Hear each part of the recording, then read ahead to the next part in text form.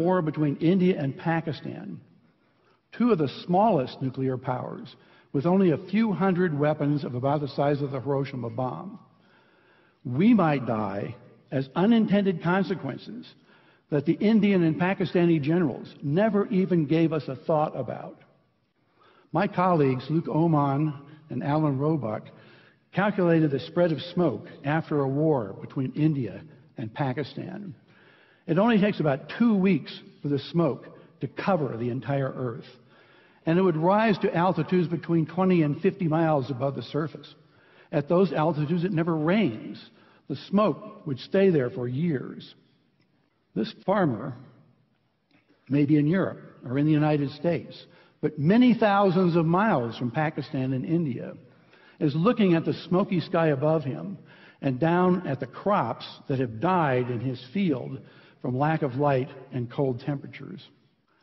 It's estimated that in a war between India and Pakistan, that we would lose 10 to 40% of the yields of corn, wheat, and rice for years afterward because of the bad weather.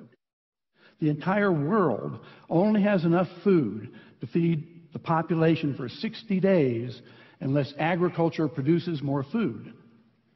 Ira Helfand, a member of the Nobel Peace Prize-winning International Physicians for the Prevention of Nuclear War, has estimated that 1 to 2 billion people would die after a war between India and Pakistan of starvation.